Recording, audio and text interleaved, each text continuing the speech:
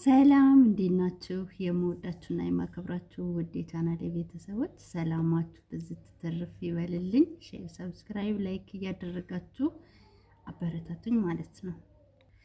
እንግዲህ ዛሬ ደግሞ የማወራችሁ ያው እንግዲህ በአጭር ጊዜ ሀብታም መሆን ወይ ደግሞ ባላችሁ ጊዜ ባላችሁ ዘመን ደስተኛ ለመሆን የሆነ ነገር ማየት አለብን። አንዳንድ ጊዜ ከሞላልን በላይ ያልሞላልንን እያየን ብዙዎቻችን የምንቆዝምበት፣ የምንበሳጭበት፣ የምናለቅስበት ጉዳይ አለ ማለት ነው። የዓለም ነገር እንደሆነ አይሞላም።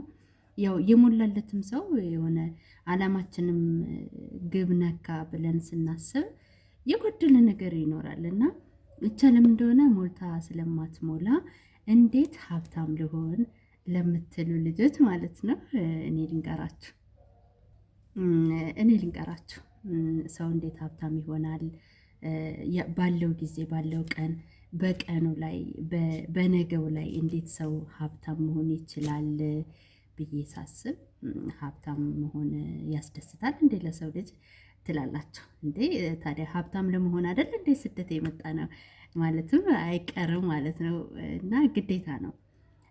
ያው ሀብት ከተሰጠን ልብ ጋራ ከሰፊ ልብ ጋራ ከሆነ ሀብት ሰላም ይሰጠናል። ያለንን የምናካፍል ከሆነ ግን አንዳንድ ጊዜ ደግሞ ሀብታም ሆንን በቃ ብለንም ስናስብ ያ ሀብታችን ደስታ ላይ ሰጠን ይችላል። ጭራሹንም እንደውም ሀብት ስናገኝ የሆነ ነገር ስናገኝ ጭራሹኑ ጭንቀት ውስጥ ገብተንም እንቅልፍ ሳይወስዳቸው የሚያድሩ ሀብታሞችም አይጠፉም። ትክክል ነው። ደግሞ ከባድ ነው ሀብት ማግኘት። ሀብት ጥሩ የሚሆነው ከልባችን ጋር በቃ እግዚአብሔር ካለበት ምናምን የሆነ ማትጨነቁ ከሆነ እሺ። እንግዲያው እንደዛ ከሆነ እግዚአብሔር አምላክ ልቦና ይስጠን ብለን ያው እንግዲህ እግዚአብሔር ከሀብቱ በፊት ጥሩ ልብ ይስጠንና ብዙ ጊዜ በጣም ዝቅተኛ ኑሮ እየኖርን የሆነ ደረጃ ላይ ስንደርስ ሀሳባችን ይቀየራል። ለሰው ያለን አመለካከት ከኛ በታች ላለ ሰው ያለን አመለካከት ይቀየራልና እግዚአብሔር አምላክ ከዛ ይጠብቃልና በአጭር ጊዜ ውስጥ ሰው እንዴት ሀብታም ይሆናል? ሀብታም ለመሆን ደግሞ የት ሄዶ እንደው ራሱን ማየት አለበት። የተሰጠንን ነገር በነፃ ስለሆነ አንዳንዶቻችን ቀሎብናል። ሰው እግዚአብሔር የሰጠን ነገር ነፃ ስለሆነ ይቀልብናል። ሰው በባህሪው ዋጋ ከፍሎ ያመጣውን ነው መሰለኝ ዋጋ ማየት የሚሰጠው ማለት ነው። ሰው ዋጋ መክፈል ይፈልጋል እና ሀብታም ለመሆን የት መሄድ አለባችሁ? የት መሄድ አለብኝ ብዬ ሳስብ እሺ በአጭር ጊዜ ሀብታም ለመሆን የት እንሄድ ለማለት ያክል ነው። በአጭር ጊዜ ሀብታም ለመሆን አንደኛ ሐኪም ቤት መሄድ አለብን። ሐኪም ቤት ስንሄድ ብዙዎች በቃ ሰርተው መብላት እየቻሉ ብዙዎች በህመም ተዳርገው በጣም በብዙ ብር መዳን አቅቷቸው በሐኪም ቤት ይሰቃያሉ እና የተሰጠን ጤና ከሀብት ማንቆጥረው ሰዎች አለን ብዙዎቻችን ማለት ነው። ነፃ ስለተሰጠን እና አንደኛ ሐኪም ቤት መሄድ አለብን። ሁለተኛ እና እግዚአብሔር የሰጣችሁን ጤና እግዚአብሔር የሰጣችሁ ሮጣችሁ ስትሰሩ ሮጣችሁ ወጥታችሁ ስትገቡ ሁለት እግር ስላለን አይደለም የሮጥ ነው እግዚአብሔር ጤና ስለሰጠን ነው። እና የጤናውን ባለቤት እግዚአብሔርን ማመስገን አለብን። ሁለተኛ ደግሞ ሀብታም እንግዲህ ምን ያክል ሀብታም ነን ብለን እንድናስብ ደግሞ ሁለተኛ እስር ቤት ብንሄድ በጣም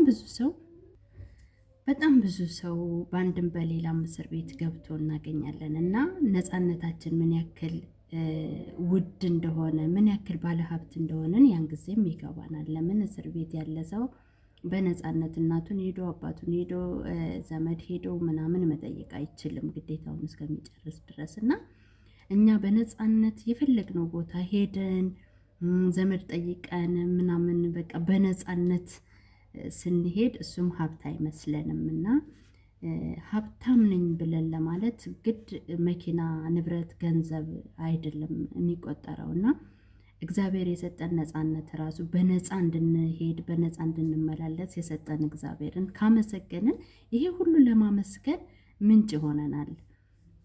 ሰው እግዚአብሔርን የሚያመሰግን ከሆነ አመስጋኝ ከሆነ ካልተሰጠው በላይ የተሰጠውን የሚያይ ከሆነ አጠገቡ ያለውን የሚያይ ነገር በቃ ያለኝ ይበቃኛል የሚል ከሆነ አመስጋኝ ከሆነ እግዚአብሔር የሚያመሰግንበትን ይጨምርለታል። እና አንዳንድ ጊዜ በጣም እንማረራለን በህይወታችን ማለት ነው።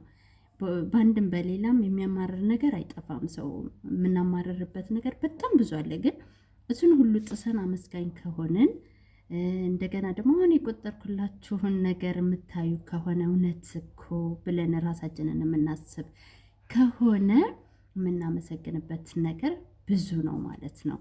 አንደኛ ሐኪም ቤት ሄደን የታመሙትን በአንድም በሌላም የምናየው አለ። ሚዲያ ላይም ሆነን ሄደን እንኳን መጎብኘት ባንችል ብዙዎቻቸው እግዚአብሔር ይማራቸው ምሕረት እግዚአብሔር ስለሆነ እና ግን እኛ ደግሞ ጤና ሆነን እየሰራን እያለ በሆነ ነገር ማማረር የለብንም። አታማሩ እህቶቼ፣ እግዚአብሔር መልካም ነው። እሺ፣ ሶስተኛ እንግዲህ የተሰጠንን ሀብት ለማየት መቃብር ቦታ መሄድ አለብን እና እንግዲህ ሰው አፈር ነው፣ ወደ አፈር ትመለሳለህ ተብሏል። ያው ሁላችንም ወረፋ ነው የምንጠብቀው፣ ወደዛው ነው የምንሄደው እና ግን እስከምንሄድ ድረስ ጊዜ ውድ ናት። ያለችን ጊዜ ውድ ነው። ለዚች ላለችው ጊዜ የሰው ልጅ 70 ዓመት ወይ 80 ዓመት ነው። ከዛ በኋላ ቢኖር ራሱ ድካም ነው የዚች ምድር ኑሮ። ይሄ ሁሉ ነገር ከመሞታችን በፊት ያለንን ጊዜ በአግባቡ ተጠቅመን ጥላቻ፣ ቂም፣ በቀል የሆነ በቃል አይደለ ዘረኝነት፣ አድመኝነት ምናምን ብዙ ነገር አለ ሰው የሚያጠቃው ነገር ማለት ነው። ለዚች ጊዜ እግዚአብሔር ለሰጠን ጥቂት ጊዜ ሰው ደስተኛ መሆን ከፈለገ በቃ የልብ ሀብታም መሆን ከፈለገ የሰላም ሀብታም መሆን ከፈለገ መቃብር ቦታ ሄዶ ማየት ይችላል ማለት ነው። ለምን ሰው ከነ ብዙ እንትናችን ነው። አንዳንድ ጊዜ የሰው ልጅ እውቀት ከማጣቱ የተነሳ ጠፍቷል። እውቀት ከማጣታችን የተነሳ ነው እንጂ ይህን ያክል ብዙ ነገር የምናስበው በጓደኞቻችን ላይ ምቀኝነት፣ አንዱ ከፍ ሲል እንቀናለን፣ እንመቀኛለን። እንዴት ከፍ ይላል ብለን ከኛ በታች እንዲሆን እንፈልጋለን። እና ብዙ ኢትዮጵያኖች ደግሞ በዚህ የተካንነን እና እንደዚች ጥለናት ለምንሄድ ዓለም እንደዚች አንድ ቀን እርግፍ ብሎ ሰው ለሚቀር ዓለም በቃ የልባችሁ ሰላም እንደተጠበቀ እንዲኖር አንድ መቃብር ቦታ ማየት ይጠበቅብናል ማለት ነው።